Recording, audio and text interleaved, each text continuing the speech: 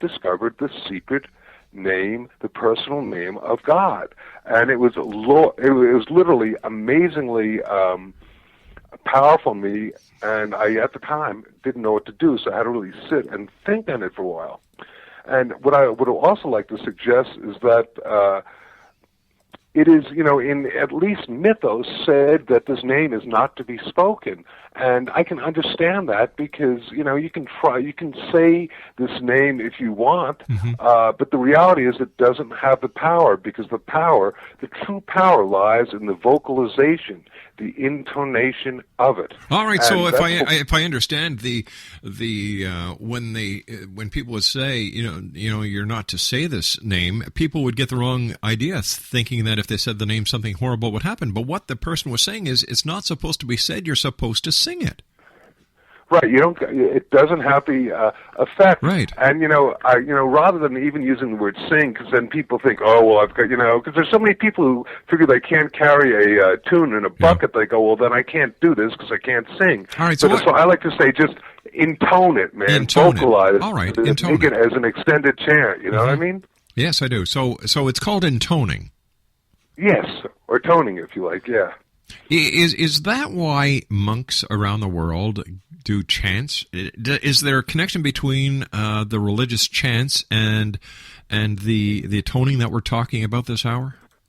Oh, very, very much so. And particularly you'll find that the use of elongated vowel sounds is found in all different traditions, whether it's the Native American tradition or the Tibetan tradition, or once again the Kabbalistic tradition. Almost all indigenous peoples. I was just speaking to a master of Hindu mantra chanting yesterday, and he was telling me that dating back 3,000 years ago, they have these specific elongated vowels in their chants, and they don't actually even have knowledge of what they mean, but it's just more or less a feeling, if you like, because, if somebody, for example, the ah sound, it's a sound we make that when we're in love, and somebody could be in, Japan, or they could be in India, or they could be in Peru, and they could be feeling that energy of love, and they'd all go, ah. So it's like almost a universal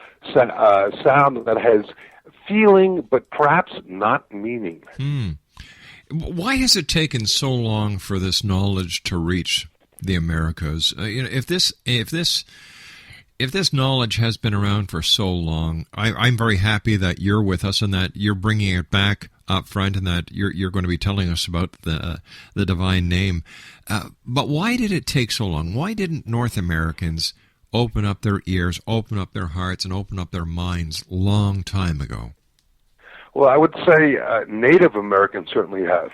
All right, I've worked with Native American medicine people who, we've created secrets about sound, and they've known about it for a long time. But in terms of the, shall I say, settlers here who came here, we've been much more involved in, shall we say, the physical aspects of life, building things, making things, perhaps even taking control of the planet, if you like. And so we haven't been all that interested in the spiritual aspect, except, of course, there have been the religions. But, for many people, they will go to church on Sunday. It was that old, one day of prayer and 6 nights of fun. Yes. Very few people actually will practice a spiritual existence, which is being in resonance and in harmony with themselves and with nature and with the divine. So I think that now in certainly the West, we're beginning to go, whoa, I've got all these material things and I'm still not happy. What's missing? And I think what's missing is our connection to that inner self and the, if you like, the divine. Exonation, Jonathan Goldman is our special guest, www.divinename.com. Jonathan, as I said, your people were kind enough to send us an audio clip. It's about 1 minute and 6 seconds. How about if I play it now and we can talk about it? Sounds great, Rob. Thank you. All right, here we go. This is from Jonathan Goldman. And it'll work a lot better if I put the cue up, right? Thanks, guys.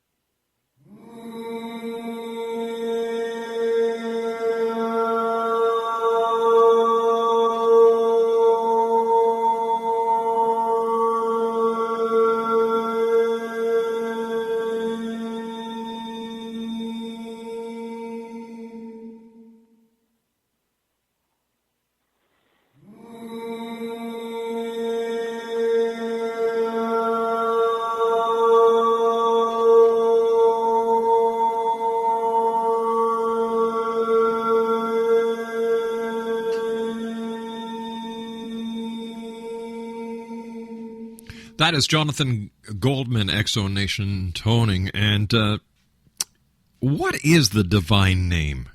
How can we hear it in that intonement or that toning? Okay.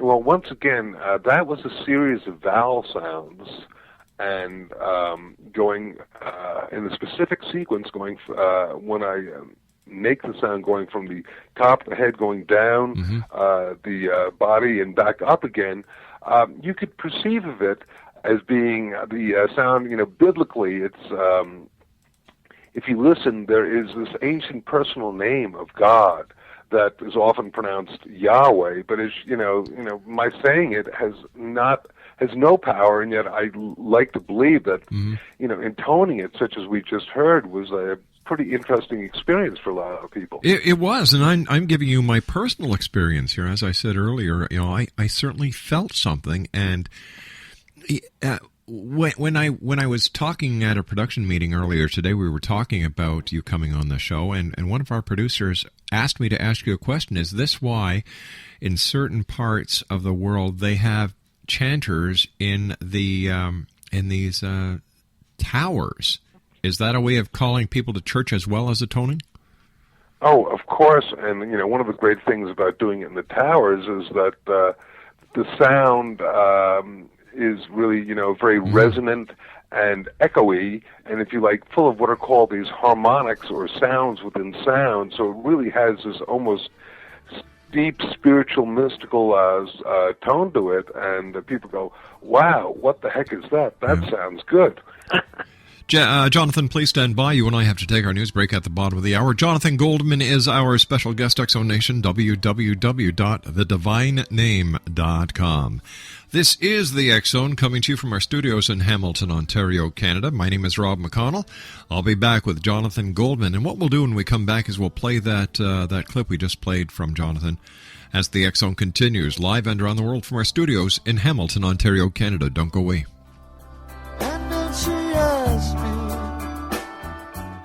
Are you considering calling a psychic to read your situation? Then consider David Champion, a psychic medium for more than 20 years with thousands of readings under his belt. David Champion will make you feel comfortable. He has proven to be honest and accurate. He's a straight shooter. There's no guesswork. What he sees is what you get. While he is a medium, most of the calls focus on relationships, not only love, but work, school, neighbors, and more. Need help with finding a job and preparing for the interview? Are you dealing with people who are obstacles in your path? For more information, go to davidchampion.com, $1.50 per minute paid by credit card with a minimum of 30 minutes. For your reading with David Champion, call 1-877-702-8598. That's 1-877-702-8598.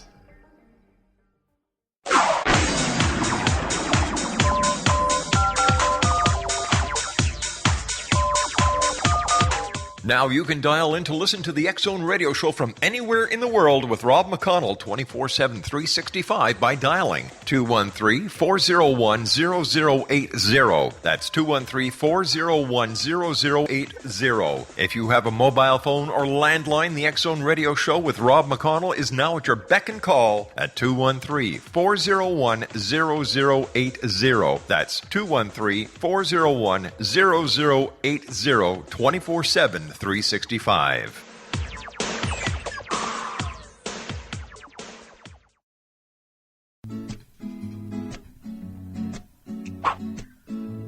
So I went back to the doctors because when I needed a second opinion, and I went back and told him he was a good doctor, but he wasn't there. I got some woman in a white coat standing there. I said, "Excuse me, but who are you?"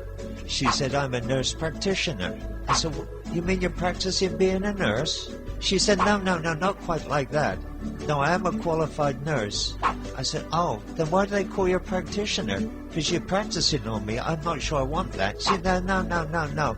Nurse practitioners allowed to give you prescriptions, help you with minor surgeries, and all that kind of thing. And I take care of you when the doc's not around.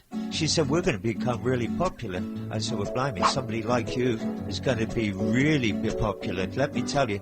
Oh, she said she got offended with that. So I said, sorry, I didn't mean to offend you. But now I know what a nurse practitioner is, don't I? Remember that, nurse practitioner. They're the future. Find a good one. For more information on Alfie and Jeff Knott, visit www.navigatingthehealthcaremaze.com. That's www.navigatingthehealthcaremaze.com.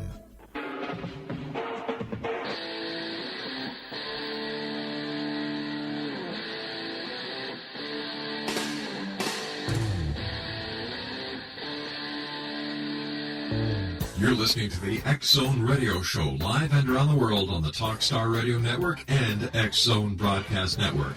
Visit our website at www.xzoneradiotv.com.